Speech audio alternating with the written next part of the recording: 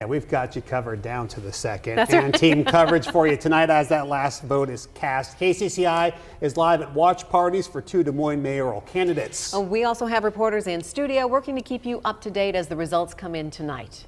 One of the biggest races, of course, we're following is for mayor of Des Moines. Now, one of these 4 candidates will become the city's first new leader in 20 years. KCCI's Ophelia Jacobson is at the watch party for mayoral candidate Connie Boesen. She has the endorsement from outgoing Mayor Frank County. Okay, we're going to hear from her in a minute. First, though, we start with KCCI's Kayla James, who's outside Josh Mandelbaum's watch party location. Kayla. And Ben, Stacy, Josh Mandelbaum and his team will be making their way through Mars Cafe in a little over an hour. Right now, though, Mandelbaum is knocking on doors and speaking with the voters. Let's take a look at around 3 hours ago, a little after 3 this afternoon, Mandelbaum going door to door in East Des Moines neighborhoods. He tells me he plans on door knocking up until the polls close tonight at 8. Mandelbaum says each door he goes to, he's speaking with people, not just about what he'll do as mayor, but also about what he says is at stake this election. This election is about our future. It's about the future we're going to build together. And we need all of you. We need you to use your voice. We need you to use your vote.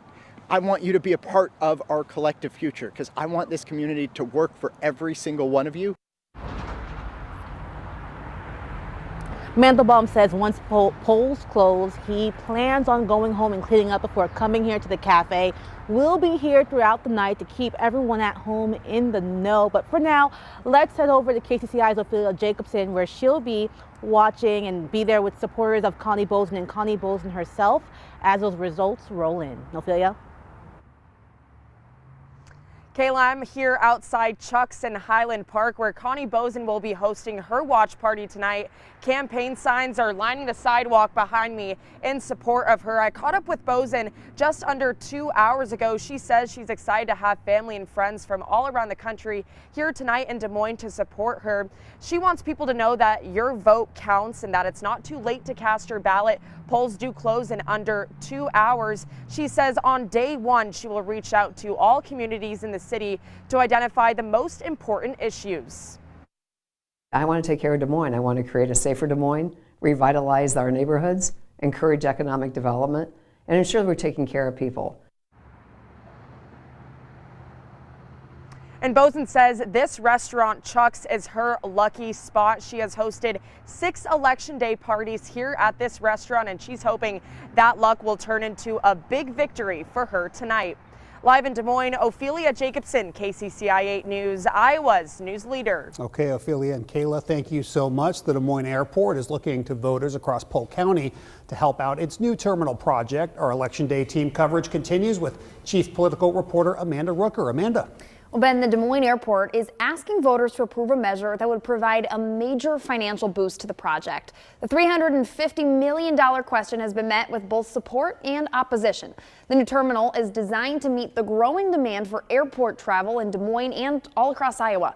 It will have 17 gates with upgrades to check-in, baggage claim, and security. The total cost of the expansion is $445 million. Now, if Polk County voters give their approval, the county will be able to sell $350 million in bonds that will then loan that money to the airport authority. And that loan would come with a lower interest rate than if it came from a different lender. It needs a 60% yes vote to pass. Ben.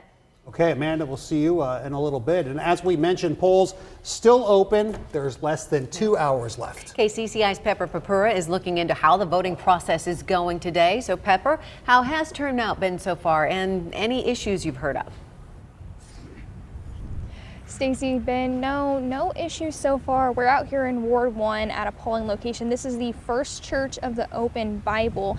And I mean, it's been a pretty steady stream all day long. We did get a little bit of a surge after 5, and this door back here where people are going in and out to go vote, they did have a little bit of a line stretching out onto the sidewalk, but it disappeared quickly and has kept on trend with the pretty steady numbers we've seen all across Polk County today.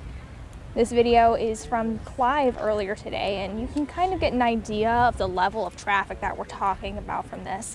And if you've noticed that this doesn't seem like it's as many people as usual, or even whenever you went to the polls, it just didn't seem as busy as usual, you could actually be right. The Polk County Auditor says there's a few different reasons for why. First, there's no presidential candidates on this ballot, but people are also voting differently this time around. Auditor Jamie Fitzgerald says absentee voting is up by 20% compared to 2 years ago. You really can't compare city elections and school elections versus presidential elections. So we're looking at about a 20 to 25% turnout today, which a lot of people will frown upon, but it's a lot better than it used to be. If you're still planning to come out and vote, you still have a little bit of time left. Just be sure and bring your valid ID with you to the polls.